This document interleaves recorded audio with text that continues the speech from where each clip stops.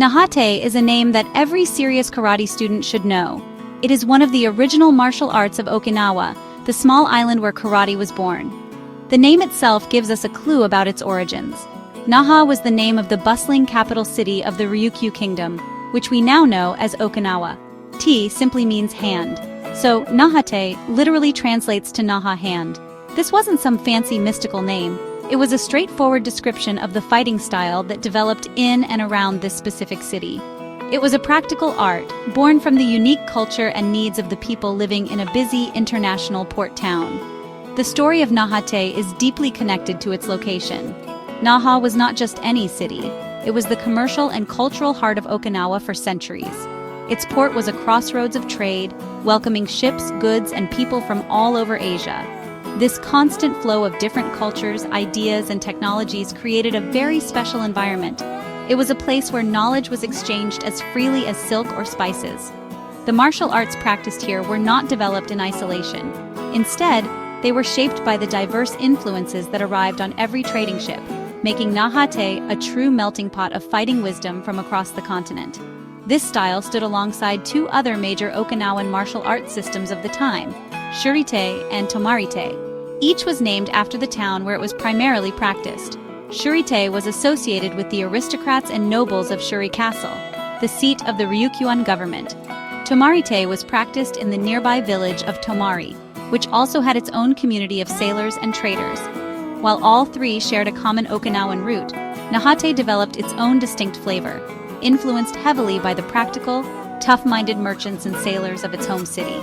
It was a style built for real-world self-defense in a busy, sometimes dangerous, urban environment. Unlike the more formal fighting systems sometimes found in royal courts, Naha-te was grounded in practicality. It was the art of the working person, the traveler, and the city dweller. Its techniques were developed to be effective in tight spaces, like a crowded marketplace or a narrow alleyway. There was less emphasis on long, flowing movements and more focus on solid, powerful techniques that could end a confrontation quickly and decisively. This practical foundation is what made Naha-te so powerful, and is a key reason why its principles have survived and continue to influence martial arts training all over the world today. You can't talk about Naha-te without talking about China. The relationship between Okinawa and China was incredibly strong, built on centuries of trade and tributary missions. Okinawan sailors and diplomats regularly traveled to China, especially to the southern province of Fujian. They didn't just bring back goods, they brought back knowledge, including philosophy, medicine, and most importantly for us, martial arts. Chinese boxing, known as Kwanfa or Kenpo, had a huge impact on the development of Okinawan fighting systems. The techniques and principles that came from Fujian were the building blocks that Okinawan masters used to shape their own unique art. The Chinese influence was particularly strong in Naha-te because of the city's close ties to Fujian. Many Chinese families settled in the Kumamura village, an area of Naha reserved for Chinese envoys and their families. These settlers brought their own cultural practices, including their martial arts. The most influential of these was Fujian white crane boxing, a style known for its dynamic tension, gripping techniques, and focus on breathing. You can see the DNA of white crane all over Naha-te, from the circular blocks to the emphasis on generating power from a stable, rooted stance. It was a perfect blend of hard and soft principles. This exchange wasn't just about fighting moves, it was also about the underlying philosophy. Chinese martial arts brought with them ideas about health, wellness, and the cultivation of internal energy, or pronounced Chai. Masters in China taught that true martial power wasn't just about muscular strength. It was about uniting the mind, body, and breath into a single focused force. This concept was revolutionary and became a central pillar of Naha-te. The training was not just for self-defense, it was a way to strengthen the body from the inside out, promoting long-term health and vitality. The result of this cultural fusion was a martial art that was uniquely Okinawan yet deeply rooted in Chinese traditions.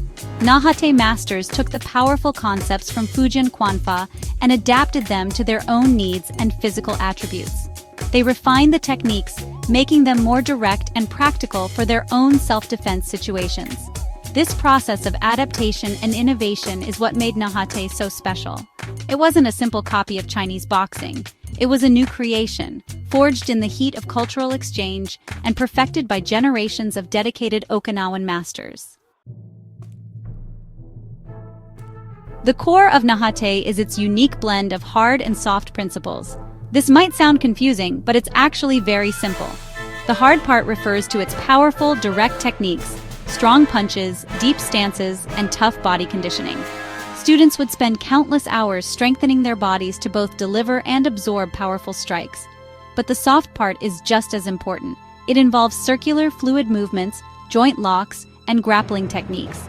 This duality means a Naha-te practitioner could meet force with force or redirect an opponent's energy, making the style incredibly versatile and adaptable to any situation.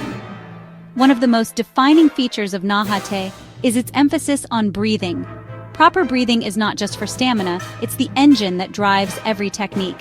The style is famous for its distinct breathing method, often called breathing. This is a deep, powerful, and audible abdominal breath that tenses the entire body upon exhalation. This tension creates a kind of body armor that protects you from strikes and helps you generate incredible power from your core. This breathing is practiced extensively in a fundamental kata called Sanchin, which is considered the cornerstone of Naha-te training. Sanchin teaches you to coordinate your movement, tension, and breath. Naha-te is fundamentally a close-range fighting system. Its techniques are designed for engagements that happen up close and personal, not from a distance. Think of a fight in a crowded room rather than an open field. The stances are stable and rooted, like the Sanchin stance, which keeps you firmly planted on the ground.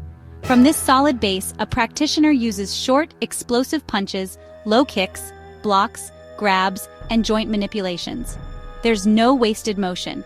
Every movement has a purpose and is designed to control the opponent's space and neutralize them quickly and efficiently at close quarters. Finally, Naha-te training focuses on cultivating internal energy. This isn't magic, it's about learning to use your body in the most efficient way possible.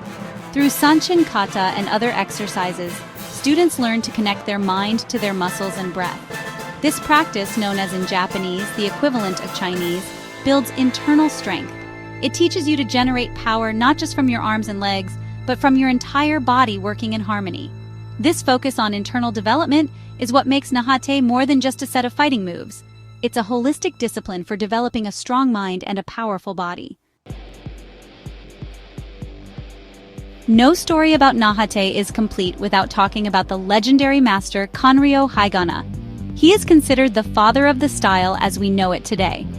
Around the late 1800s, Higaonna traveled to Fuzhou in China's Fujian province, where he is said to have spent over a decade studying martial arts, most likely a form of white crane boxing, under a master named Ryu Ko. When he returned to Naha, he brought back a complete and systematic fighting method. He synthesized what he had learned in China with his native Okinawan techniques, creating the art that would become known as Naha-te. His teachings were demanding, focusing on intense physical conditioning and the Sanchin kata. Among Higaonna's many brilliant students, one stood out, Chojun Miyagi. Miyagi was a dedicated student who inherited the full Naha-te system after Higaonna's death. But Miyagi was also an innovator. He understood that for the art to survive and grow, it needed to be more organized and accessible to the public. He dedicated his life to refining and structuring Higaonna's teachings. He introduced new kata and training exercises to create a more complete curriculum. It was Miyagi who gave the style its modern name, Goju-Ryu. Go means hard, and Ju means soft, a name that perfectly captures the style's core principles. Chojun Miyagi's genius was in formalizing the system. He wanted karate to be recognized not just as a local fighting method, but as a valuable part of Japanese martial arts culture. Or, he traveled to mainland Japan to demonstrate his art and worked tirelessly to have it officially recognized. He created Goju-Ryu to preserve the essence of Higaonna's Naha-te while making it a discipline that could be taught in schools and dojos around the world. He is the reason that millions of people today practice a style directly descended from the port city of Naha. While Chojun Miyagi and his Goju-Ryu are the most famous legacy of Naha-te, he wasn't Higaonna's only student. Other notable practitioners also went on to create their own important styles. For example, Kenwa Mabuni, who also studied Shuri-te, combined the teachings of both systems to create Shito-Ryu karate, which includes many Naha-te kata. Another student, Juhatsu Kiyoda, founded his own style called Tun-Ryu, which remains very close to Higaonna's original teachings. Through these masters and their students, the principles of Naha-te, The powerful stances, the deep breathing, and the blend of hard and soft spread far and wide, forming the foundation of many modern karate styles practiced globally.